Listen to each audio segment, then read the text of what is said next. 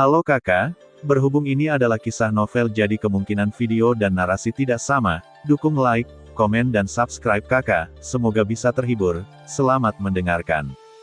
Bagaimana dia bisa menjadi reinkarnasi dari adik laki-laki Shizun? Dia tidak akan jatuh, dan ada permaisuri di rancang. Kakak senior berkata dengan benar, bagaimana Shizun bisa jatuh dengan mudah, dia akan baik-baik saja jika dia begitu kuat. Keyun tidak berbicara, dia terasing dari Xiao Yan sejak awal, dan sekarang dia telah terbangun, dan ingatannya benar-benar berbeda, meskipun dia bukan lagi tuan mereka, tetapi selama hubungan ini memiliki ingatan, itu tidak akan pernah terhapus. Apakah kita masih bisa mengembangkannya? Kekhawatiran Keyun tidak pernah tercermin dalam kata-katanya, tetapi sebagai kakak laki-laki, tinjunya sudah mengepalkannya, dan dia tidak pernah merasa menunggu. Dengan kakak laki-laki yang begitu panjang, kecepatan kita sudah yang tercepat, dan kita tidak bisa meningkatkannya lagi. Ye Fei Yu, yang tidak tahan, menggelengkan kepalanya dan berkata, dia juga sangat cemas, tetapi sekarang keinginan itu tidak berpengaruh.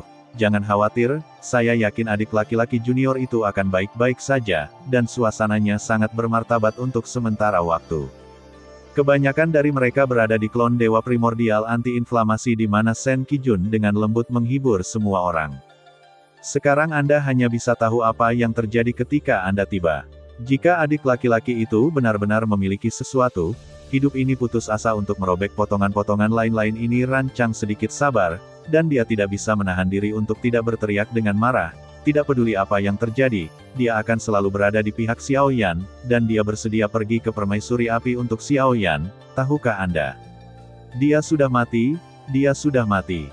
Su Anxing tidak lagi diam, dia berada di parit kosong, tetapi suara itu datang darinya. Xiao Yan, kamu belum bisa mati.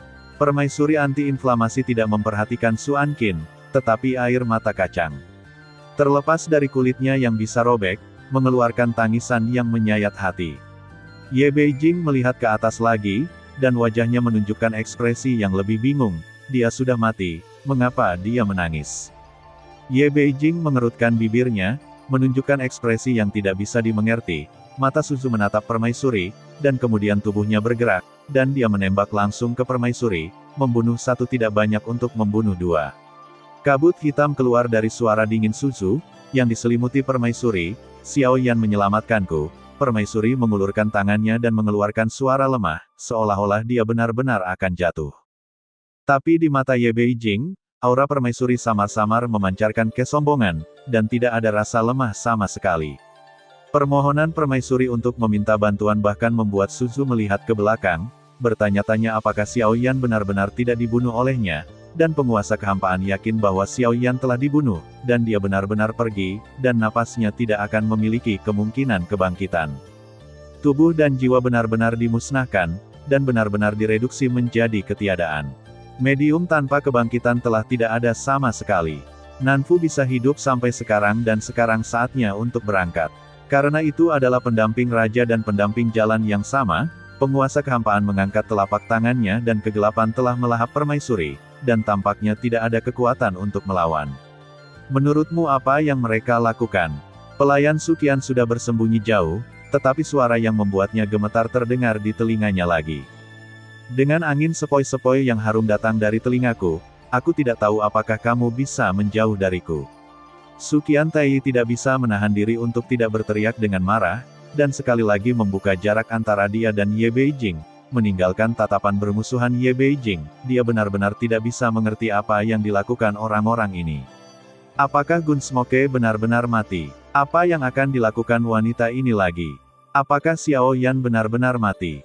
Pada saat ini, dia bertanya dalam hatinya, tetapi dia sudah mati, mengapa dia masih bisa bertanya pada dirinya sendiri? Kesadaran yang menghilang itu seperti pingsan, dia tidak tahu berapa lama dia kehilangan kesadaran, tetapi seolah-olah tidak ada apa-apa, dan tiba-tiba kilatan petir melintas melalui ketiadaan, yang seperti kedipan anti-inflamasi, berdetak lagi. Dia melihat seluruh gambarnya, tidak, tubuhnya hilang.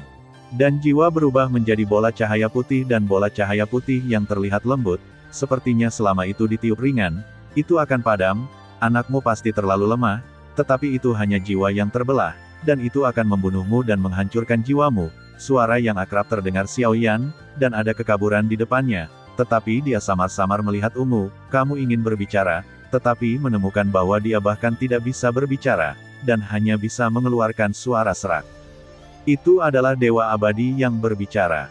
Anda sekarang dapat membuat pilihan untuk mengakhiri hidup ini sepenuhnya. Tentu saja, Anda memiliki pilihan lain. Setelah Nis selesai berbicara, dia merentangkan cakarnya, dan bola cahaya muncul. Di antaranya ada sosok yang meringkuk. Melahap bola cahaya ini, Anda akan mendapatkan kembali tubuh dan jiwa Anda, tetapi pada saat yang sama Anda akan memiliki bagian dari ingatan milik Gu Being. Ini adalah jiwanya, itu adalah jiwa buminya yang pernah saya lawan dengannya. Kesadaran Xiao Yan berangsur-angsur menjadi lebih jelas. Tapi dia sepertinya tidak punya pilihan sama sekali, bahkan jika dia ingin memilih opsi pertama dan mengakhiri hidupnya, itu tidak mungkin. Karena kamu tidak bisa berbicara sama sekali, aku tahu kamu ingin mengakhiri segalanya, tetapi kamu bisa melihat gambar yang jelas di depan mata Xiao Yan. Dewa kuno duduk di halaman dengan nada dering, dia tidak berlatih atau melakukan apa-apa, dia hanya mendongak dan melihat bahwa tidak ada cahaya di matanya. Hidup ini terlalu panjang, orang harus seperti meteor, ada waktu untuk bersinar, harus ada waktu untuk jatuh. Kailing tidak memiliki ekspresi di wajahnya, hanya bergumam pelan, tidak ada emosi khusus, hanya sedikit lelah dengan Changchun dan lelah dengan tahun-tahun yang panjang, tetapi mengapa dia masih hidup? Karena masih ada cinta di hatiku, Xiao Yan juga mengkhawatirkan anak-anaknya. Xiao Yan juga melihat dua sosok berjalan bersama di ladang darah. Mereka penuh dengan bekas luka, dan mereka sedang melalui penebusan dosa yang ketat. Itu adalah kedua anaknya, Xiao Xiao dan Xiao Lin, yang mencoba mengejar jejak ayah mereka. Hanya berharap untuk bertarung berdampingan dengan ayah mereka dan membantu dunia. Di bahtera alam dewa kuno, kakak laki-lakinya memiliki wajah serius. Menatap Yuan Shen dengan mata tertutup, Doppelganger khawatir, meskipun semua orang di tim Dreadnought tidak tahu apa yang sedang terjadi, mereka sudah menebak beberapa, jadi mereka semua mati. Dengan ekspresi khawatir di wajahnya, dan air mata penuh air mata setelah mengetahui situasinya, Xiao Yueli tidak ragu untuk membuka semua kekuatan penyegelannya dan membuka Xiao Yueli, yang datang dengan kecepatan penuh, tidak menyangka bahwa ayahnya akan berada dalam bahaya seperti itu. Segera, dia melihat Suzu bergerak, ingin memusnahkan permaisuri, yang benar-benar membuat hati Xiao Yan beriak. Dia masih memiliki terlalu banyak kekhawatiran, dan hanya gambar-gambar singkat ini yang membuatnya tidak bisa memilih. Ini adalah akhir dari itu. Saya pikir Anda telah membuat pilihan Anda, menelannya, Anda akan menjadi yang mulia untuk sementara waktu, tetapi jangan lupa untuk kembali ke diri Anda sendiri. Terima kasih sudah mendengarkan kakak dan yang sudah subscribe. Untuk yang belum subscribe yuk subscribe kakak dan yang minat support jadi member klik tombol gabung kakak. Semua cerita sudah Mimin simpan di playlist supaya bisa kakak ikuti. Bila suka cerita Mimin jangan lupa subscribe channel Mimin dan share channel Mimin ke seluruh penjuru benua. Terima kasih.